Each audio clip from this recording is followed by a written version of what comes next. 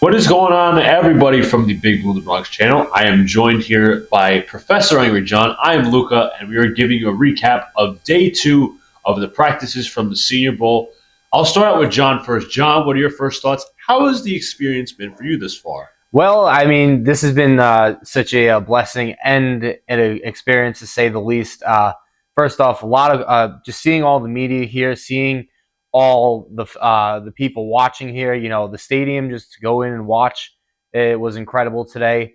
Not only that, but it was media day today. The amount of players, and sometimes you forget, but talking to all these players, you forget that they're human. All right, a lot of cool guys out here, a lot of nice guys to have the 2 3 minute conversations with, one on one. So it really was cool. I got to talk to some big players. We'll obviously put those out tonight, tomorrow, all that good stuff during the week. But it's been a really fun experience to say the least. Luca, what about Yeah, you? I share your sentiment, John. It's been really cool to interview the players. Obviously, today at Media Availability Day, or I should say Media Day, interviewing the players. Also talking with like other media. At the Mm-hmm. stadium. Making connections. Obviously, with different Twitter people, beat writers, all that different stuff. But watching the prospects in person is like really cool. Mm-hmm. You could actually, instead of it's watching through a TV screen, you're actually watching it live. You're seeing the coaches coach them up, all those little things like wow, we're actually here. And obviously we're going to be excited for the game on Saturday and that stuff. But we're going to go over the national team real quick. I was basically assigned to offensive and defensive line, and John here was assigned to wide receivers and cornerbacks. So I'm going to start with the offensive line. Two standouts that I really had. Talise Fuaga was a standout for the second day in a row. He had some good matchups against guys like Adisa Isaac and Leatu Latu. Isaac did get the better of him sometimes, but I should say that Fuaga is just such a technical athlete. He's such a technical, prospect. He's very fluid, good movement, all of that. He rarely seems out of control with his fundamentals and all of that. You also have Jackson Powers Johnson. Unfortunately, for him, he is going home. He has a hamstring injury that he ended up tweaking. So one of the better O line prospects. Now, will NFL teams be concerned about that? But who knows? But those are the two offensive linemen that really stood out. I think it was more of a defense day today as well for the national team. Obviously, I mentioned Fuaga and Powers Johnson, just the offensive linemen. But I mentioned Adisa Isaac. We got to interview him. Gabe Hall, Michael Hall Jr. had some standout days. Leatu Latu looked good off the edge, and so did Jalen Harrell out of Michigan. But also Peyton Wilson looks really fast linebacker. I know you got to look at him yesterday. But John, what were your standouts from the national team? I know you focused again on wide receivers and cornerbacks. Well, I mean, there was a lot of wideouts. This is going to be one of the deeper wide receiver classes.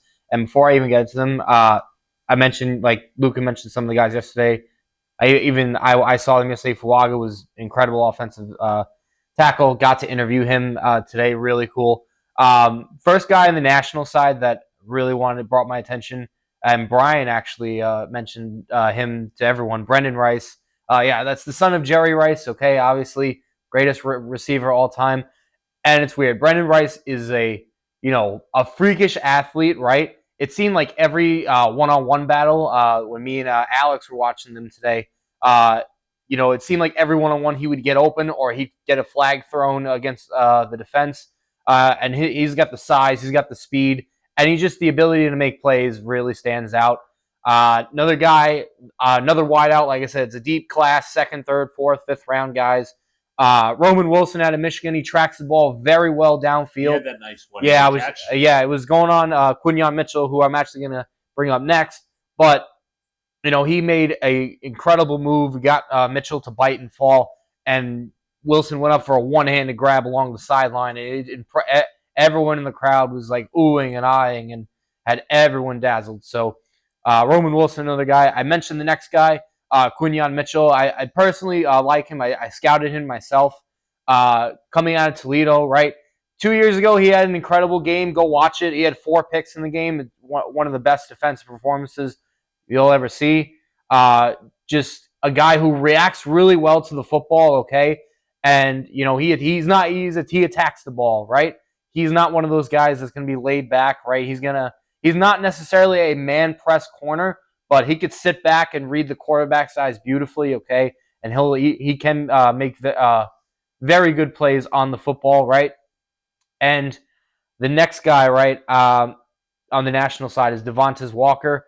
Uh, Another guy, I really like him after he catches the football. I feel like he's a very good yak guy, and he tracks the ball well as well. I saw him, come back to the football and make a few plays there. So with Devontae Walker, another guy that can probably go second round, maybe a day two guy, maybe even pushing late first. We'll see how it all turns out. But I guess if you want to transition over to the American team for the pros, Luca, who stood out to you in that section of practice? Yeah, American team, obviously, the second half of practice.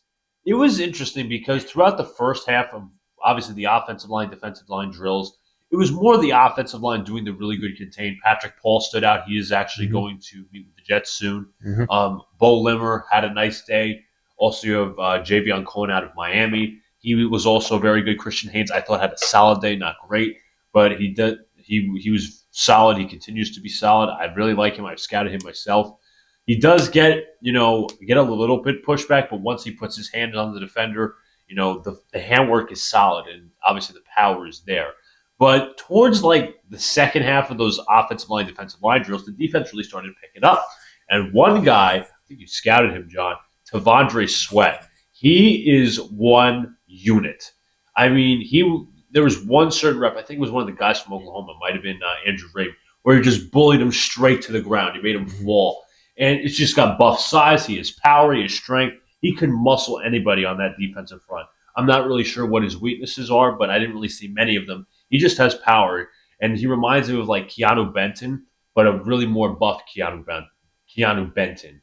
Another guy that stood out, Braden Fisk. He was fast off the edge, especially in the dummy drills, but he's a really quick athlete out of Florida State. So he's another one. I also got a Jordan Jefferson. Yeah, he and Christian Haynes really had an interesting rep because Jefferson wins the battle, and there was a little bit of I shouldn't say animosity, I guess a little tension where Jefferson really kind of got heated, and he actually flung Christian Haynes' helmet off. Obviously, it's in the heat of the moment. It's all about competition. Nothing was wrong there, but it was just interesting to see. I thought Jefferson had a good day as well. And then if you want to go to a quarterback, Carter Bradley had a really good second day, South Alabama. He's really slinging the ball, not really talked about. Obviously, the quarterbacks that have been talked about, Penix, Bo Nix, Spencer Rattler, even Michael Pratt to an extent, Joe Milton. But this guy's flying under the radar, and I think you're going to see his stock grow as we get through the draft process. John, who did you see from the American team that stood out? Well, on the receivers and defensive back sides, I'd say it was a lot more the receivers, okay, especially on the American side that really, I've had great day one and day twos, right? This was actually, is my favorite interview today. I actually was blessed to interview this guy, Jaquan Jackson, really quick guy, really a guy that could accelerate. And you know what? It was funny, and I'll spoil a little. In his interview, he said they call him the ATM, the automatic touchdown machine. Okay, this guy is able to separate really good. He had a really good notice in the one-on-ones. He really stood out against some of the corners there, so that was really good to see. Another guy I interviewed, I actually interviewed all three of the wideouts I'm going to mention. Jamari Thrash, right? I really like his ability to make adjustments well and react to the football. You see, whether it's the 11-on-11 or one-on-one, right? Some of those balls, for the quarterbacks didn't have the best day. Some of the balls were a little underthrown, or he had to come back to it after his route. But he made that look really easy. He had a few comeback routes that I really liked, and I really, saw him fight for the ball. So that's really good on Thrash. Another guy, this might be Brian's favorite guy, or one of his favorite guys, actually, Lad McConkey. Got an interview question with him. He's so quick, and he might be the best route runner in this class. He creates so much separation. I mean, sometimes the crowd is oohing and ahhing over him just because he's not only a burner, but he is so shifty out there, and he just makes defenders miss that it is very impressive to watch this young man. And the last guy I want to mention is one of the quarterbacks, right? Got to have an interview with him, or at least Alex did one of his interviews.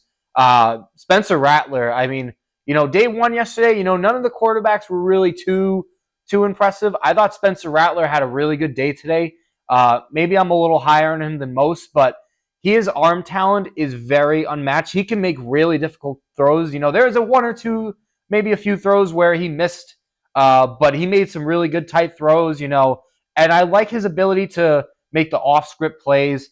Roll around out there. Right, he needs a little bit of tuning up. But remember, this is a guy spent on not only with South Carolina, but was with Oklahoma in his earlier college Lincoln days, Riley. right? Lincoln Riley offense. So he really is someone with a lot of experience and a lot of poise out there. So I really do like Spencer Rattler. Now, unfortunately, it is time to go to the non-standouts. Luca, if you want to. Yeah, we'll go back to the offensive Mhm. line and the defensive line. There's only three, I should say, there's only four non-standouts that I picked, obviously. One defensive lineman, three offensive linemen. Ladarius Henderson had another rough day. Didn't look like he was protecting well on the outside. Tanner Bortolini on the inside was just getting bull rushed consistently. I think strength might be an issue there. Kingsley Egakun, the center out of Florida, he's still struggling with the snaps. Maybe just move him into guard, but he's solid. I don't think he's great. Mhm. I think Alex might have did a report on him. I'm not sure. But defensive lineman Austin Booker was absolutely pancaked. I don't remember by who. I think it might have been JPJ, actually. But those are my non-standouts from the national team. What would you say for the national team on your end? Who didn't really stand out? Who really didn't have a good day? I'd say this. Bo Nix really kind of scares me, and his draft stock's hurting. Uh, And it's funny because, I knew he couldn't really handle pressure well in college. That was something that kind of phased him whenever a team did get after him. But I've seen so many bad throws from him, and I understand he's got some pretty good talent. He had some really good games when he was at Oregon, right? But some of the bad throws and some of the fumbles, even, he had that one play where the fumble was pretty much his fault. He had a hand on the ball, but he just completely muffed it, and he just looks uncomfortable out there at times, right? And again, I know it makes you feel because we interview these kids and we're not trying to bash them too much, Right. but he just really didn't have a good day today. Max Melton, the corner, another interview we did, his back pedals, right? It seems like every time he is trying to transition to the football, it seems like, I think Alex was mentioning it to me, it seems like he turns instead of shifts. And I think the recovery needs to get better with him. And then speaking of reaction time and need better recovery speed, one guy that's really been a little disappointing to me, Kalen King, the corner out of Penn State, right? Seems like he's been getting beat everywhere. A lot of these receivers are having a field day with him, and it just isn't like. Is it so much the separate? Are the receivers separating? Is it so much his footwork? I feel like his reaction time is just so bad Slow. that he's not even as quick as these other guys, and it's like if you have the one-on-ones, I think he really struggled with too. I saw a couple of balls thrown over him that guys were just having a field day when they went up against him. So Yeah, we can move to the American side, and three guys offensive line that really didn't stand out for me or didn't really have good days. Brandon Coleman out of TCU. You also have Delmar Glaze out of Maryland. They were both tackles. Didn't really protect very well. Coleman was really more so struggling both on the right and the left side. Glaze was struggling a little bit off the left side and seemed that they were very susceptible to the speed rushers, Brandon Fisk being one of them. Javon Foster looked okay to me. He had a solid day yesterday, but I think the footwork tends to be a little lazy. He has good movement skills, but I think the footwork could be a little bit better in the reaction timing. But John, what non-standouts? Who really didn't impress you today from the American? Well, and it's funny because I did both these players, and they're actually two running backs. And the reason I'm picking these two guys is because I expected a little more out of them to try and boost their draft stock. But Cody Schrader and Ray Davis, they've been okay. They just haven't, elevated it so much, in my opinion. Now, I know it's a little hard with, running backs in order to improve your draft stock at the Senior Bowl. I understand there's plenty of time. This is not the only way for teams to notice you, right? But I feel like, when they get the ball, they just haven't had like the too many big plays, the 11 on 11, right? Now, it could be the offensive line, not the greatest at times. I know the defense really won today, especially in day two, in my opinion, on both sides. But there was just too many times where they just didn't make a big enough play, and it's kind of been a bit of a non-standout as opposed to a guy maybe like Edwards out of Georgia, if I'm not mistaken. But yeah, those are my two guys. I also want to highlight something Mhm. before we close it out here.